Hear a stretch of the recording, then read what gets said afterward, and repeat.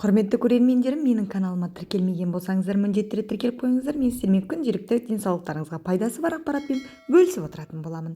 Яғни бүгін мен сіздермен бөлісетінім лимон. Лимонның сіз білмейтін құпиясымен бөліскім келіп отыр. Лимонның емдік қасиеттері мен адам өміріне пайдасы орасан зор екендігін бірі білсе, бірі білмейді. Кейбір медицинадан мақұрым жандар шайға қосылатыны мен қышқыл болатынын ғана хабардар. Бүгін мен сіздерге осы бір сары жемістің қандай керемет пайдасы бар екендігін тілге тиек етпекпін. Қышқыл әрі ерекше дәмі бар өсімдік маңайының барлығын тазартады.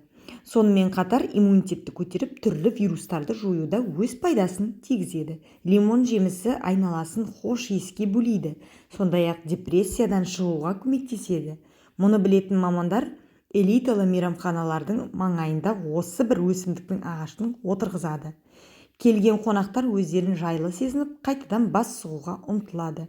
Бір жағынан бұл пайдалы кәсіптің біріне тигізіп жатқан көмегі. Мамандардың айтуы бойынша сары өсімдік адамның басындағы терісін жақсы тазалайды, бұдан бөлек теріге шыққан безеу, өзге де ауруларды жоюға көмектеседі. Сүйелдерге қандай көмегі бар? 2 лимонның ұсатылған қабығын 30% сірке судан 0,5 стакан құйыңыз. Тығыз жабылған ыдыста кезеңдеп шайқап отырып 8 күн ашыту керек. Сүзіп алып, осы тұңбада суланған тампонды күніне бірнеше рет сүйелдерге жағыңыз.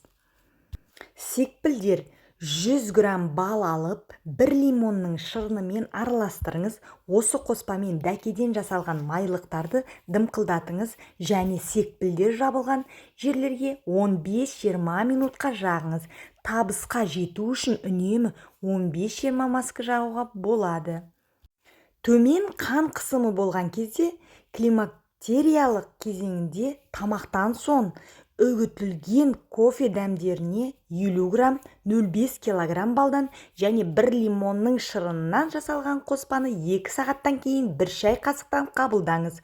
Қоспаны тоңазытқышта сақтаңыз.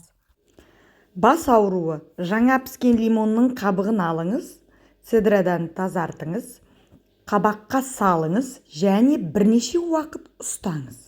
Кейін терінің үстінде лимон қабығының астында қызыл таңба пайда болады. Ол қызиды және қышиды, ал бас ауру басылады. Босанудан кейін тазарту. 5 шикі жұмыртқаның қабығын тазартыңыз және оны 2-3 ұсақ туралған тазартылмаған лимонмен араластырыңыз. 1 күн ашытып, содан кейін 0,5 литр арақ қосу қажет. 3-6 бойы күніне 3 реттен тамақ ішкеннен 20 минут өткеннен кейін қабылдау қажет. Тырнақтарыңызды күту. Тырнақтар икемділік пен қаттылықты жоғалтпау үшін оларға лимон шырыны мен май қоспасын жиі жағу керек. Талып қалу. 100 грамм құрғақ лимон қабықтарын ұсатыңыз. 1 литр арақ құйыңыз, анда-санда шайқап отырып, 3 апта жылы жерде ашытыңыз. Сүзіңіз, күніне 3 рет 25-30 тамшыдан қабылдаңыз. 4 лимонның қабығын 1 литр суда 15 минут пісіріңіз. Қайнатпаны сүзіңіз. Шашты қайнатпамен аптасына 1 рет шайыңыз. Жасарту. Қабығымен 3 лимонды, 3 бас сарымсақ, 3 стакан мүк жидекті сығыңыз. 7 стакан қайнатылған сумен аштыңыз. 2 күнге салқын жерге қойыңыз. Сүзіңіз, 400 грамм бал құйыңыз, араластырыңыз және тағы 2 күнге салқын жерге қойыңыз. Күніне 3 рет біраз қасықтан ішіп жүріңіз.